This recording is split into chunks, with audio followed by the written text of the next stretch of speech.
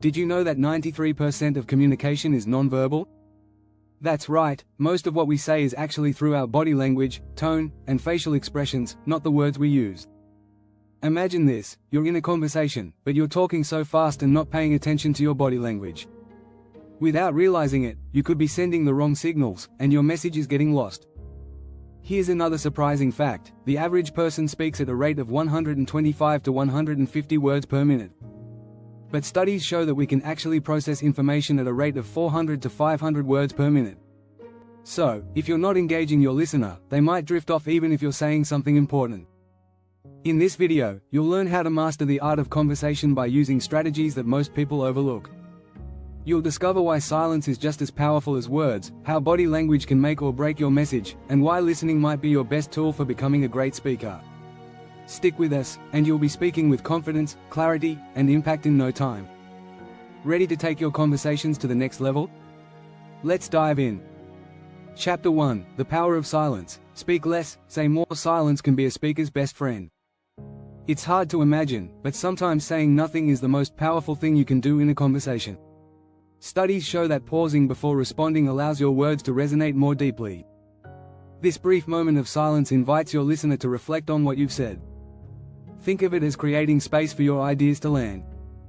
The key is not to be afraid of the quiet moments.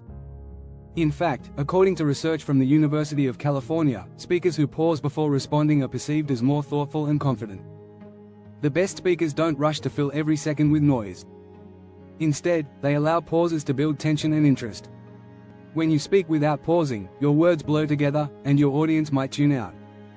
But when you pause, you give your listener time to process what you're saying. This leads to a deeper connection. Use pauses to highlight important points, and notice how it elevates the way people listen to you. A good pause can be just a second or two, but it's enough to create weight behind your words. Instead of talking just to fill the air, let silence draw your audience in. You'll find that by saying less, you actually say more. In fact, some of the most memorable speeches in history used silence strategically. Martin Luther King Jr.'s "I Have a Dream" speech is a perfect example. His well-placed pauses helped build anticipation and allowed the weight of his words to sink in.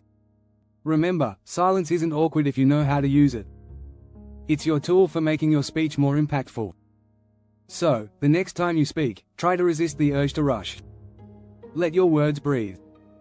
Chapter 2: Mirror, Mirror, Mastering Body Language like a Pro. Your words are only part of the conversation. Your body speaks just as loudly. According to a study from UCLA, a staggering 93% of communication is nonverbal.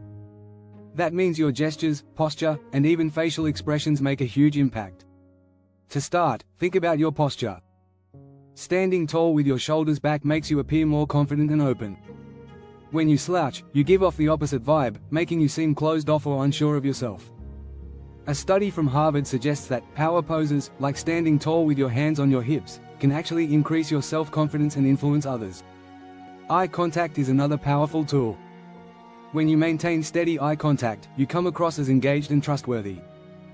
In fact, a study from the University of Chicago found that people who make eye contact are seen as more authoritative and capable. But be careful, too much eye contact can feel intimidating. The sweet spot is about 60–70% of the time during a conversation. Gestures also play a big role. Moving your hands while speaking can make your words come to life. Just be mindful not to overdo it. Research shows that a person who uses gestures naturally while speaking is often seen as more persuasive. But when gestures are too exaggerated, they can be distracting. Your facial expressions matter too. A simple smile can make a world of difference. Studies show that people are more likely to trust someone who smiles while they speak. A smile signals warmth, openness, and friendliness. Body language isn't just about how you act, it's also about how you react. Mirroring the body language of the person you're speaking to can help you build rapport. If they lean in, you lean in. If they smile, you smile. This subtle mimicry creates an unconscious bond, making the conversation smoother and more enjoyable for both parties. Chapter 3: Emotional Intelligence. Speaking from the heart, not the head. To become a great speaker, you need to master the art of emotional intelligence, EQ. This is the ability to understand and manage your emotions, as well as recognize and influence the emotions of others. According to psychologist Daniel Goleman, EQ is more important than IQ when it comes to leadership and effective communication. People don't just remember what you say, they remember how you make them feel. A well-crafted argument might get your point across, but it's the emotional connection that creates lasting impact. Research by the Center for Emotional Intelligence at Yale shows that speakers who can empathize with their audience are more persuasive and likable. The first step in building EQ is active listening. This means giving the other person your full attention, without planning your response while they're speaking. By truly understanding where someone is coming from, you can tailor your message in a way that resonates with their feelings. Empathy is at the heart of emotional intelligence. When you show genuine concern for others, they are more likely to trust you. In fact, a study by the University of Toronto found that people who feel understood are more likely to agree with the speaker and engage in open dialogue. In addition to empathy, regulating your own emotions is crucial.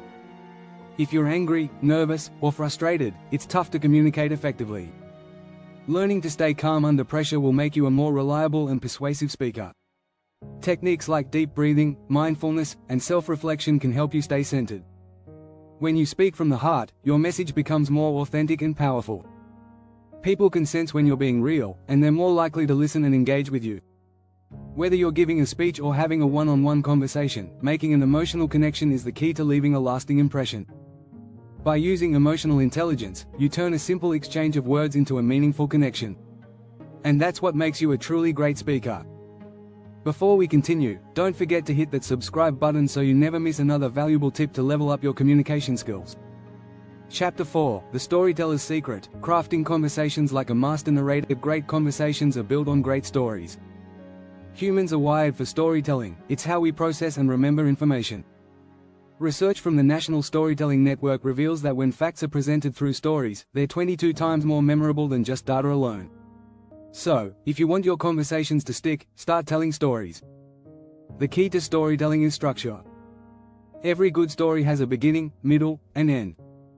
Think about it this way: if you jump into the middle of a conversation without context, it's like reading a book halfway through.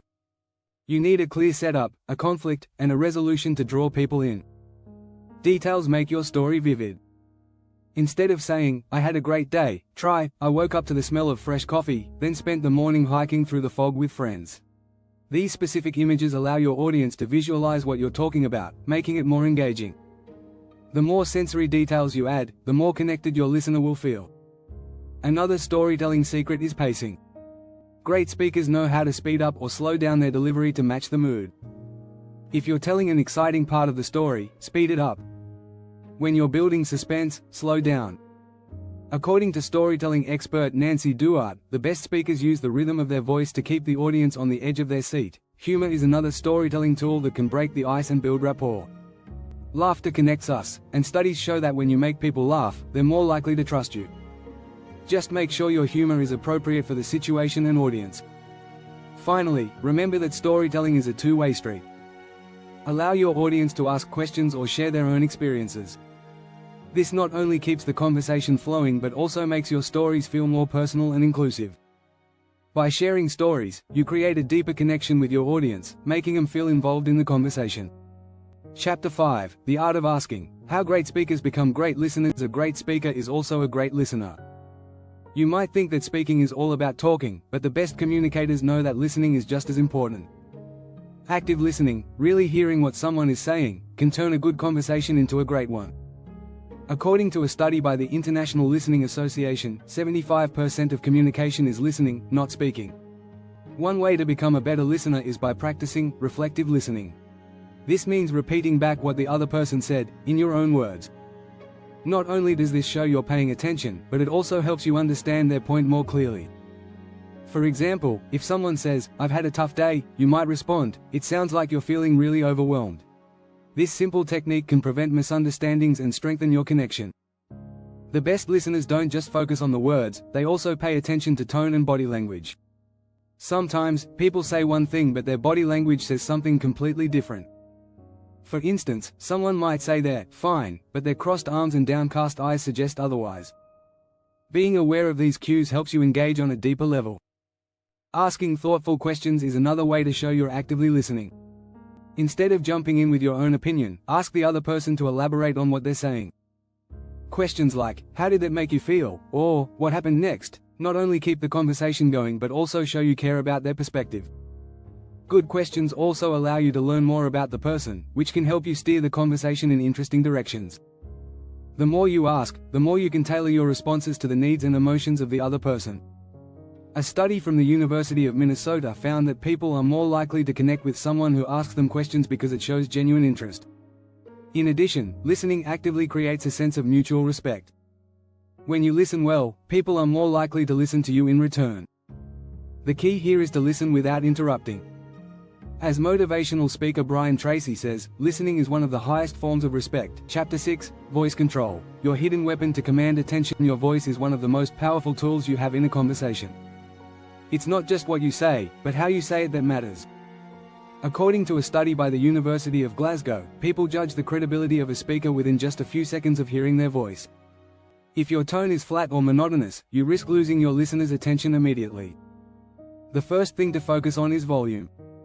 Speaking too softly can make you seem unsure, while speaking too loudly can come off as aggressive.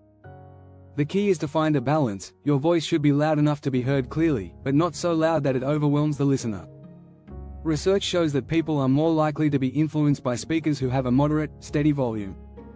Next, think about pitch. A high-pitched voice can sound nervous or untrustworthy, while a lower pitch can convey authority and confidence. Studies show that speakers with a lower pitch are often perceived as more competent and persuasive. This doesn't mean you need to change your natural voice, but being aware of your pitch can help you project the right impression. Pacing is another essential element of voice control.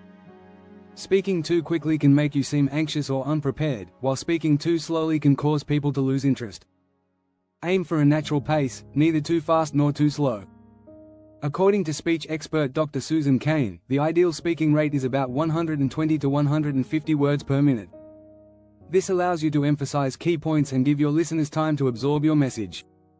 You can also vary your tone to create interest.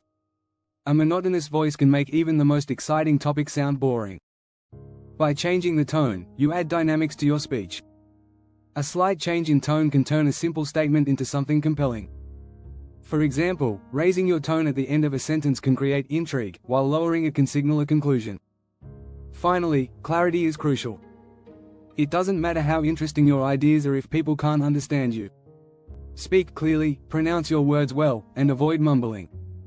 Practice enunciating, especially in important conversations.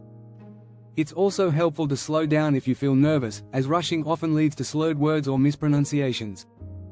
By mastering these elements of voice control, volume, pitch, pacing, tone, and clarity, you'll be able to command attention and convey your message effectively. Whether you're speaking to a crowd or having a one-on-one conversation, your voice will become one of your most powerful tools in making an impact. Don't forget to subscribe and hit the bell icon for more tips on improving your speaking skills and mastering conversation.